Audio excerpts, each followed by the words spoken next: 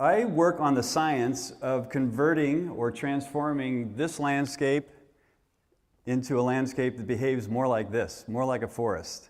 A streetscape that looks more like this for absorbing and treating stormwater.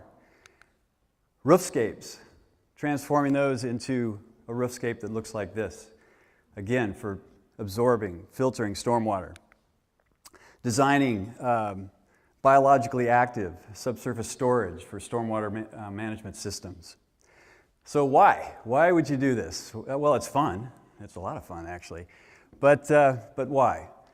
Well, there's a lot of reasons.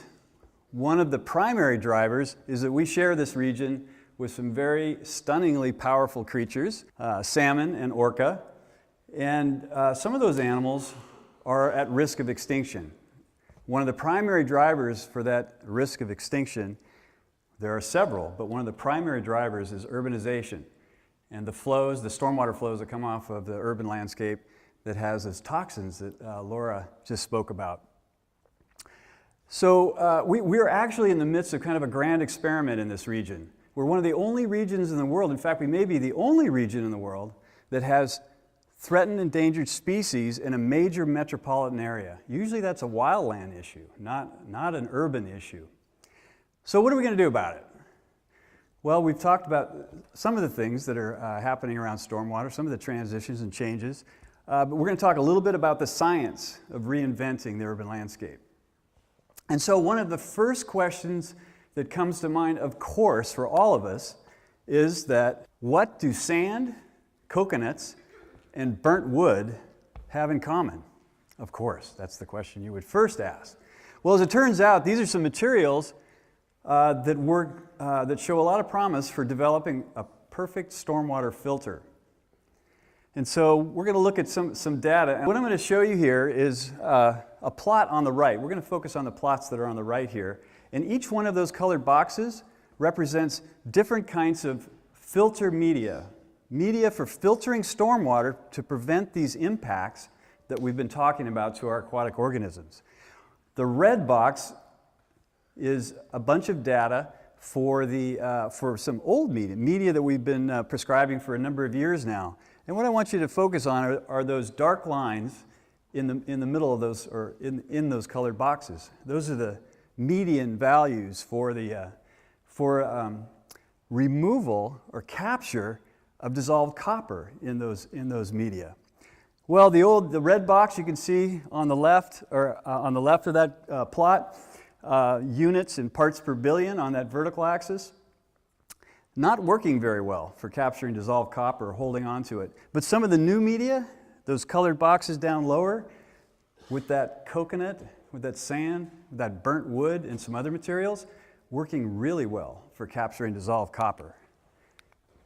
Orthophosphorus, another contaminant, particularly damaging to freshwater streams and lakes. Again, the red box, some of the old material we've been working on over the past few years, not performing too well, but some of the new materials we're working with on those colored boxes down low, working really well for capturing orthophosphorus. So what do you do with this stuff, with this media that we work in the lab on this stuff, and what do you do with it in the landscape? Well, we deploy it in ultra-urban landscapes like this in Portland, or in residential developments in West Seattle, to capture and filter the stormwater across the landscape. Permeable pavements, and I believe you have porous asphalt in your parking lot out here in the, yes, congratulations. We're looking at some porous asphalt right here at a research station in Puyallup, and you can see up top left there some impervious asphalt with the shiny surface, and then the drier looking porous asphalt. And we've been experimenting with these materials and trying to determine how well do they filter pollutants. So these are materials that water flows readily through the surface while allowing you to drive. More data. What we've been finding is these surfaces can work really well for capturing pollutants. Here we're looking at total suspended solids, and on the left, another bunch of data, a distribution of data, looking at the dirty water coming in to that porous asphalt, and then quite clean water on those two box plots that are really squished down, really small on the right. Very good results for capturing and retaining, filtering sediment. Total copper, same thing. Very dirty water coming in, high concentrations of total copper. Very clean water coming out, low concentrations of copper. Motor oil, same thing. Quite high concentrations coming in and quite low concentrations coming out the bottom of that system. Primary reason for that good performance for motor oil, biological degradation. So there's actually microbes living in your pavement. I don't know if anybody told you that, but there's microbes living in your pavement out in that parking lot, degrading hydrocarbons. So what do you do with this perennial pavement that we're experimenting with and developing these filters for the stormwater? Well, we're going to be deploying this perennial pavement across the landscape, just like your parking lot outside here. Residential developments, commercial developments, where we're capturing that stormwater where it falls and filtering it. So we are in the midst of one of the largest transitions in how we think about, design, and build our urban landscape and our cities in decades.